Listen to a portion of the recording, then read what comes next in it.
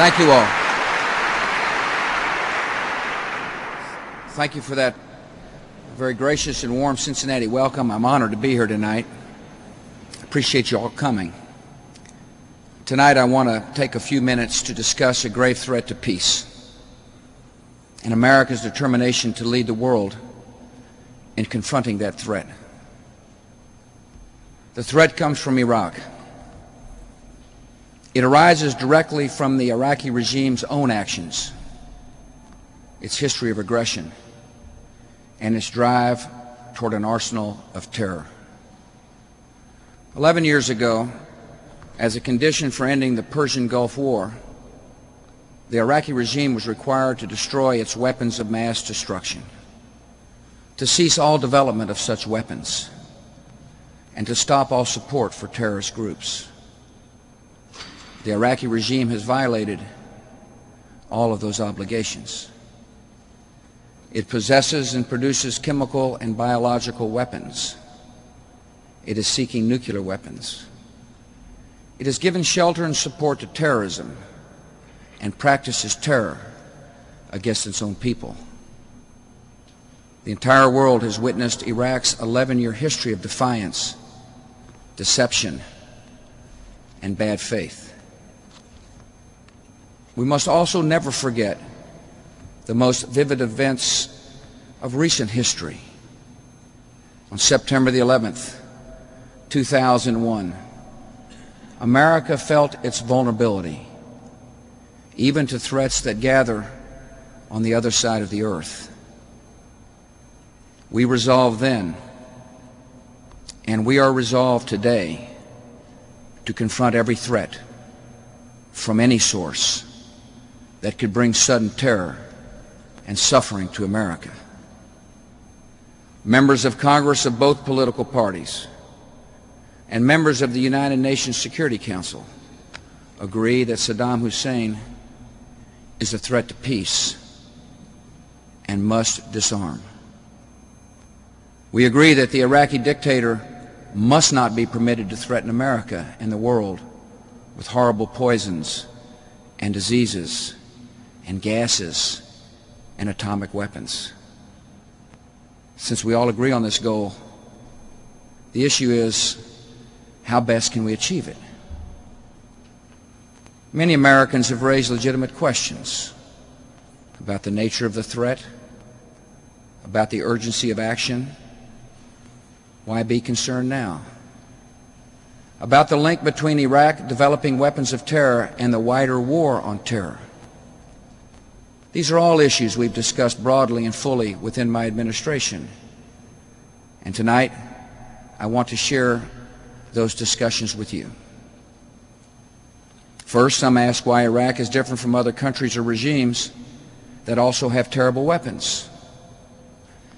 While there are many dangers in the world, the threat from Iraq stands alone because it gathers the most serious dangers of our age in one place. Iraq's weapons of mass destruction are controlled by a murderous tyrant who has already used chemical weapons to kill thousands of people. This same tyrant has tried to dominate the Middle East, has invaded and brutally occupied a small neighbor, has struck other nations without warning, and holds an unrelenting hostility toward the United States. By its past and present actions, by its technological capabilities, by the merciless nature of its regime, Iraq is unique. As a former chief weapons inspector of the UN has said, the fundamental problem with Iraq remains the nature of the regime itself. Saddam Hussein is a homicidal dictator who is addicted to weapons of mass destruction. Some ask how urgent this danger is to America and the world. The danger is already significant, and it only grows worse with time. If we know Saddam Hussein has dangerous weapons today, and we do, does it make any sense for the world to wait to confront him as he grows even stronger and develops even more dangerous weapons? In 1995, after several years of deceit by the Iraqi regime, the head of Iraq's military industries defected. It was then that the regime was forced to admit that it had produced more than 30,000 liters of anthrax and other deadly biological agents. The inspectors, however, concluded that Iraq had likely produced 2 to 4 times that amount. This is a massive stockpile of biological weapons that has never been accounted for and is capable of killing millions. We know that the regime has produced thousands of tons of chemical agents, including mustard gas, sarin nerve gas, VX nerve gas. Saddam Hussein also has experience in using chemical weapons. He's ordered chemical attacks on Iran and on more than 40 villages in his own country. These actions killed or injured at least 20,000 people, more than 6 times the number of people who died in the attacks of September the 11th. And surveillance photos reveal that the regime is rebuilding facilities that it had used to produce chemical and biological weapons. Every chemical and biological weapon that Iraq has or makes is a direct violation of the truce that ended the Persian Gulf War in 1991.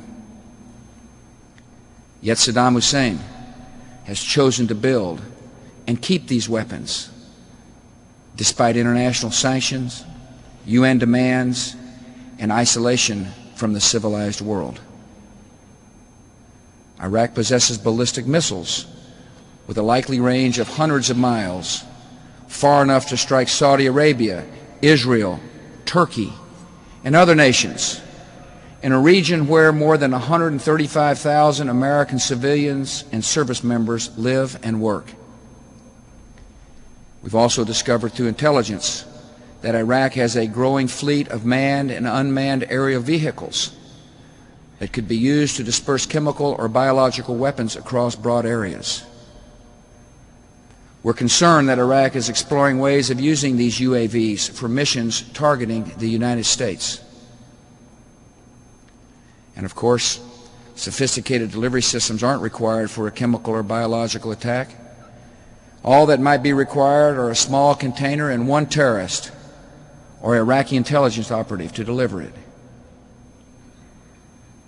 And that is the source of our urgent concern about Saddam Hussein's links to international terrorist groups.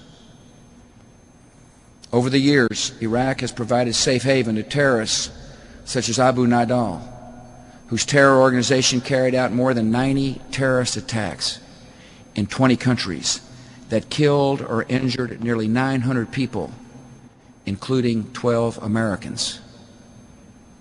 Iraq has also provided safe haven to Abu Abbas, who was responsible for seizing the Achille Lauro and killing an American passenger. And we know that Iraq is continuing to finance terror and gives assistance to groups that use terrorism to undermine Middle East peace. We know that Iraq and the Al-Qaeda terrorist network share a common enemy, the United States of America. We know that Iraq and Al-Qaeda have had high-level contacts that go back a decade.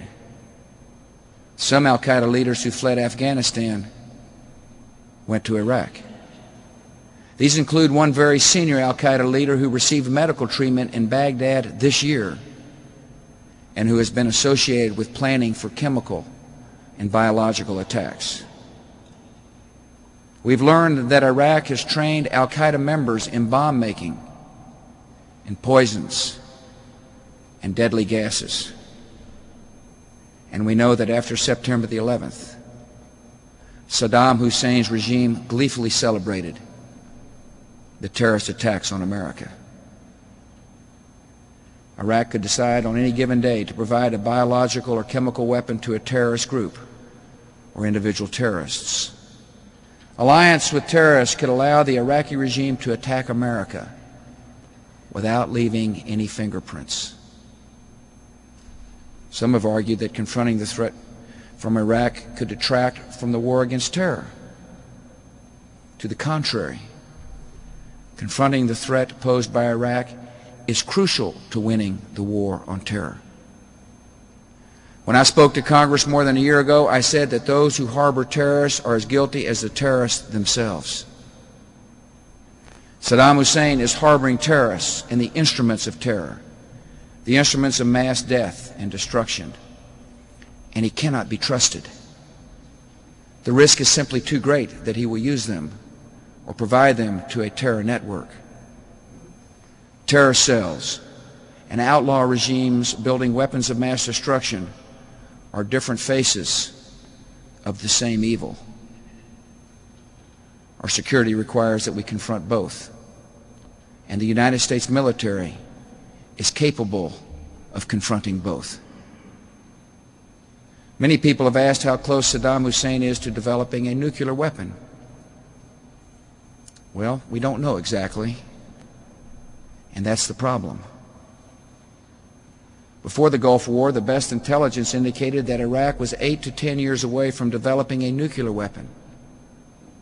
After the war, international inspectors learned that the regime had been much closer. The regime in Iraq would likely have possessed a nuclear weapon no later than 1993. The inspectors discovered that Iraq had an advanced nuclear weapons development program, had a design for a workable nuclear weapon, and was pursuing several different methods of enriching uranium for a bomb. Before being barred from Iraq in 1998, the International Atomic Energy Agency dismantled extensive nuclear weapons-related facilities, including 3 uranium enrichment sites. That same year, information from a high-ranking Iraqi nuclear engineer who had defected revealed that despite his public promises, Saddam Hussein had ordered his nuclear program to continue. The evidence indicates that Iraq is reconstituting its nuclear weapons program. Saddam Hussein has held numerous meetings with Iraqi nuclear scientists, a group he calls his nuclear mujahideen, his nuclear holy warriors. Satellite photographs reveal that Iraq is rebuilding facilities at sites that have been part of its nuclear program in the past. Iraq has attempted to purchase high-strength aluminum tubes and other equipment needed for gas centrifuges, which are used to enrich uranium for nuclear weapons. If the Iraqi regime is able to produce, buy, or steal an amount of highly enriched uranium a little larger than a single softball, it could have a nuclear weapon in less than a year. And if we allow that to happen, a terrible line would be crossed. Saddam Hussein would be in a position to blackmail anyone who opposes his aggression. He would be in a position to dominate the Middle East. He would be in a position to threaten America. And Saddam Hussein would be in a position to pass nuclear technology to terrorists. Some citizens wonder, after 11 years of living with this problem, why do we need to confront it now? And there's a reason. We have experienced the horror of September the 11th. We have seen that those who hate America are willing to crash airplanes into buildings full of innocent people. Our enemies would be no less willing. In fact, they would be eager to use biological or chemical or a nuclear weapon. Knowing these realities, America must not ignore the threat gathering against us. Facing clear evidence of peril, we cannot wait for the final proof, the smoking gun that could come in the form of a mushroom cloud. As President Kennedy said in October of 1962, neither the United States of America nor the world community of nations can tolerate deliberate deception and offensive threats on the part of any nation, large or small. We no longer live in a world, he said, where only the actual firing of weapons represents a sufficient challenge to a nation's security to constitute maximum peril. Understanding the threats of our time, knowing the designs and deceptions of the Iraqi regime, we have every reason to assume the worst, and we have an urgent duty to prevent the worst from occurring. Some believe we can address this danger by simply resuming the old approach to inspections and applying diplomatic and economic pressure. Yet this is precisely what the world has tried to do since 1991. The UN inspections program was met with systematic deception. The Iraqi regime bugged hotel rooms and offices of inspectors to find where they were going next. They forged documents, destroyed evidence, and developed mobile weapons facilities to keep a step ahead of inspectors. 8 so-called presidential palaces were declared off limits to unfettered inspections. These sites actually encompass 12 square miles with hundreds of structures, both above and below the ground, where sensitive materials could be hidden. The world has also tried economic sanctions and watched Iraq use billions of dollars in illegal oil revenues to fund more weapons purchases rather than providing for the needs of the Iraqi people. The world has tried limited military strikes to destroy Iraq's weapons of mass destruction capabilities, only to see them openly rebuilt, while the regime again denies they even exist. The world has tried no-fly zones to keep Saddam from terrorizing his own people. And in the last year alone, the Iraqi military has fired upon American and British pilots more than 750 times. After 11 years during which we've tried containment, sanctions, inspections, even selected military action, the end result is that Saddam Hussein still has chemical and biological weapons and is increasing his capabilities to make more. And he is moving ever closer to developing a nuclear weapon. Clearly, to actually work, any new inspections, sanctions, or enforcement mechanisms will have to be very different. America wants the UN to be an effective organization that helps keep the peace. And that is why we are urging the Security Council to adopt a new resolution setting out tough, immediate requirements. Among those requirements, the Iraqi regime must reveal and destroy, under UN supervision, all existing weapons of mass destruction. To ensure that we learn the truth, the regime must allow witnesses to its illegal activities to be interviewed outside the country. And these witnesses must be free to bring their families with them, so they are all beyond the reach of Saddam Hussein's terror and murder. And inspectors must have access to any site at any time without preclearance, without delay, without exceptions. The time for denying, deceiving, and delaying has come to an end. Saddam Hussein must disarm himself, or for the sake of peace, we will lead a coalition to disarm him. Many nations are joining us in insisting that Saddam Hussein's regime be held accountable. They are committed to defending the international security that protects the lives of both our citizens and theirs. And that's why America is challenging all nations to take the resolutions of the UN Security Council seriously. And these resolutions are very clear. In addition to declaring and destroying all of its weapons of mass destruction, Iraq must end its support for terrorism. It must cease the persecution of its civilian population. It must stop all illicit trade outside the oil for food program. It must release or account for all Gulf War personnel, including an American pilot whose fate is still unknown. By taking these steps, and by only taking these steps, the Iraqi regime has an opportunity to avoid conflict. These steps would also change the nature of the Iraqi regime itself. America hopes the regime will make that choice. Unfortunately, at least so far, we have little reason to expect it. And that's why 2 administrations, mine and President Clinton's, have stated that regime change in Iraq is the only certain means of removing a great danger to our nation. I hope this will not require military action, but it may. And military conflict could be difficult. An Iraqi regime faced with its own demise may attempt cruel and desperate measures. If Saddam Hussein orders such measures, his generals would be well advised to refuse those orders. If they do not refuse, they must understand that all war criminals will be pursued and punished. If we have to act, we will take every precaution that is possible. We will plan carefully.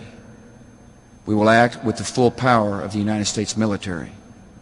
We will act with allies at our side, and we will prevail.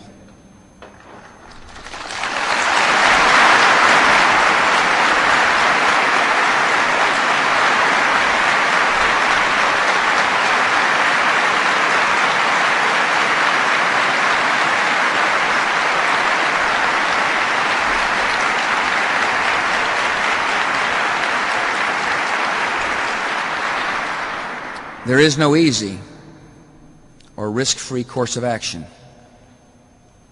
Some have argued we should wait, and that's an option.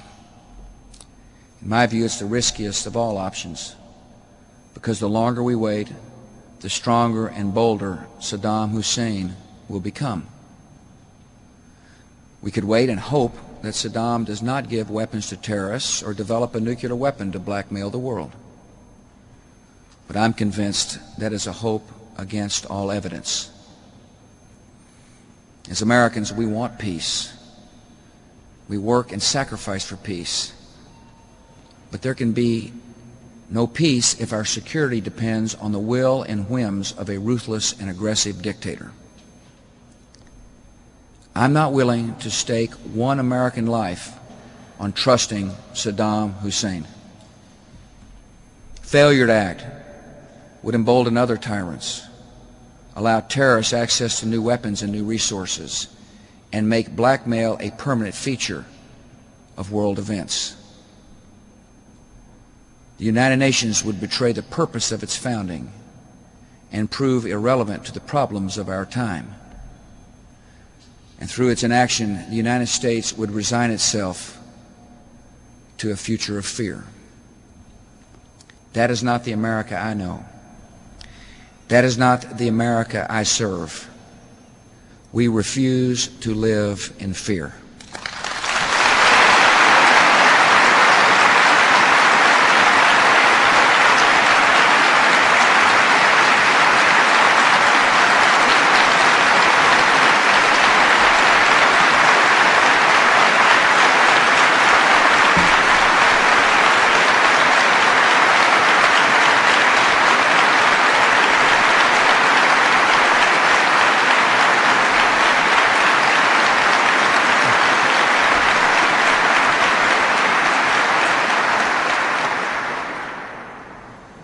This nation, in World War and in Cold War, has never permitted the brutal and lawless to set history's course.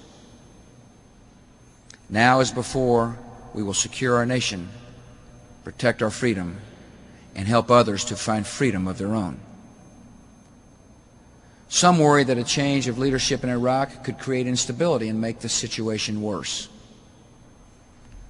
The situation could hardly get worse for world security and for the people of Iraq. The lives of Iraqi citizens would improve dramatically if Saddam Hussein were no longer in power, just as the lives of Afghanistan's citizens improved after the Taliban. The dictator of Iraq is a student of Stalin, using murder as a tool of terror and control within his own cabinet, within his own army, and even within his own family. On Saddam Hussein's orders, opponents have been decapitated. Wives and mothers of political opponents have been systematically raped as a method of intimidation. And political prisoners have been forced to watch their own children being tortured. America believes that all people are entitled to hope and human rights, to the non-negotiable demands of human dignity. People everywhere prefer freedom to slavery, prosperity to squalor, self-government to the rule of terror and torture.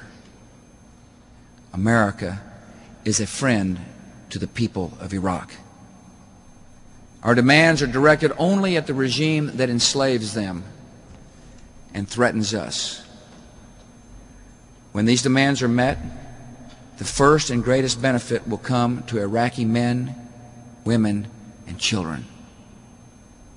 The oppression of Kurds, Assyrians, Turkomans, Shia, Sunnis, and others will be lifted. The long captivity of Iraq will end, and an era of new hope will begin.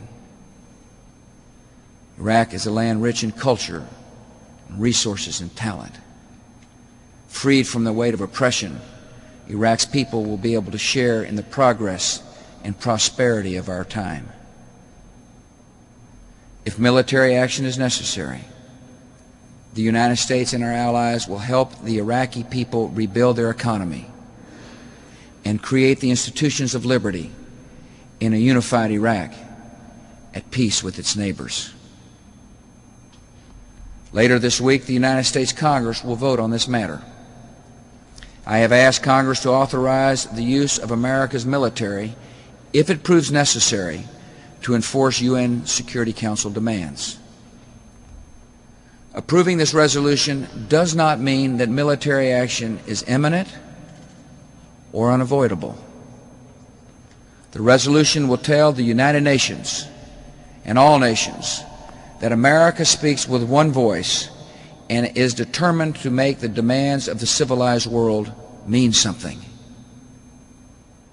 Congress will also be sending a message to the dictator in Iraq that his only choice is full compliance, and the time remaining for that choice is limited.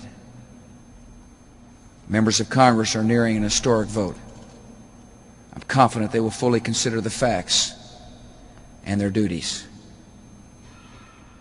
The attacks of September the 11th showed our country that vast oceans no longer protect us from danger.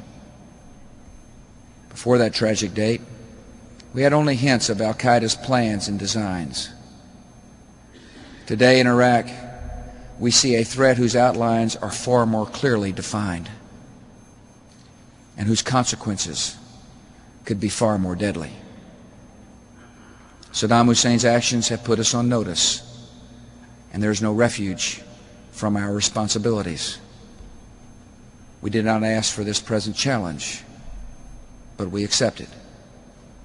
Like other generations of Americans, we will meet the responsibility of defending human liberty against violence and aggression. By our resolve, we will give strength to others. By our courage, we will give hope to others. And by our actions, we will secure the peace and lead the world to a better day. May God bless America.